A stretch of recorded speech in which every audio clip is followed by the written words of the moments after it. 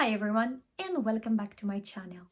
When it comes to Greek verbs, there are so many different groups, tenses, and moods. To the eyes of an absolute beginner, grammar must look like a nightmare. So today I'm going to share with you some useful tips on how to approach Greek verbs, coming from my experience, both as a teacher and a language learner. And by the end of this lesson, I'm pretty sure that you will change completely your perspective about Greek grammar altogether.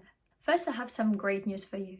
You don't need to know all the moods and tenses to be able to understand and speak Greek. Actually, especially for beginners, it's a waste of time and effort to go through every single grammatical phenomenon regarding verbs. The main reason why we learn a new language is to communicate. Now, for me, efficient communication is one, being able to express yourself about a present event, something that's going on right now. Second, about a past event, something that happened to you, a story. And third, talking about your plans, about the future. So to achieve that, the only three important tenses are present simple, past simple, and future simple. Personally, I don't pay attention to details. I'm one of those people who begin to observe them only if I am told to do so.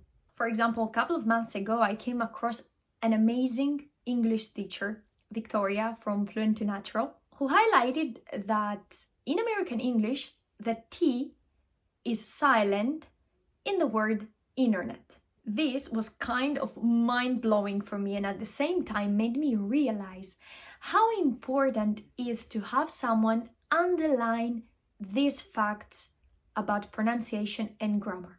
That's why good grammar books work so well, at least for me. You have everything neatly organized in a book, and you can always go back to revise or refresh what you know. But most importantly, they give you the answer as to why a grammatical phenomenon is the way it is. For example, why do we say pass instead of pies? So I recently discovered an amazing Greek grammar book that I absolutely adore. Grammar Notes for Absolute Beginners. And you can download it for free from the link you will find in my description box. Learning words out of context is technically impossible, and this goes for new vocabulary and new grammatical phenomena as well. To acquire the nature of a language, try to learn through sentences that serve as realistic examples of how a word is used by a native speaker. Teaching grammar in context provides a meaningful framework that connects to reality and the targeted language. Back when I was learning English at school, the world was quite different. Internet existed, but I didn't have access to it all the time. Actually, it was only for special occasions. For instance, if I had a project for school, I could go to an internet cafe with my classmates. However, our time was limited and we had to pay for every single megabyte we were using. Today, we have the luxury of just going online and watching movies or reading articles for free, which is an immense advantage. In my opinion, the more you are exposed to your target language, the better you'll understand the relations between verbs, nouns, and adjectives. So that's why I created my Slow Greek playlist, which is aimed towards new Greek language learners to help them develop their comprehension of the language in an authentic and realistic setting. Apart from my Slow Greek series, I can also recommend some great books.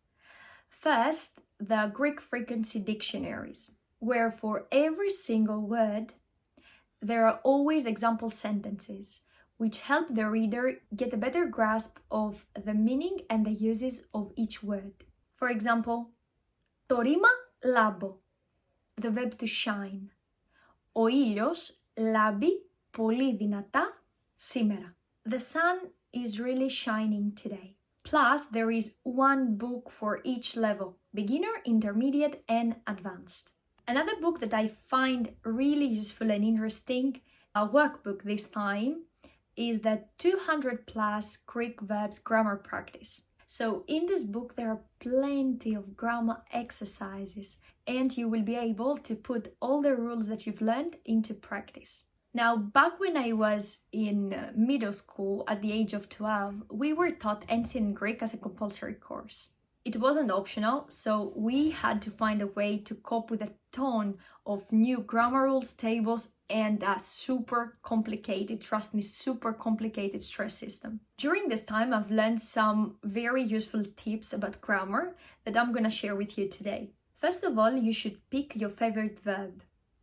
Choose a verb that you like as an example. It shouldn't be too long or too complicated. So the first group that we usually teach is group A. So if I were you, I would pick the verb έχω, to have.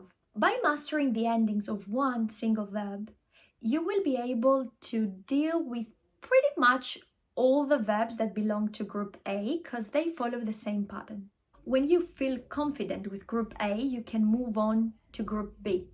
But before you start learning all the endings by heart, take a moment to compare and contrast the two groups. Are there any common points or are there any differences? For instance, an effortless way to learn group B is to replace the vowels of the verb's ending with a.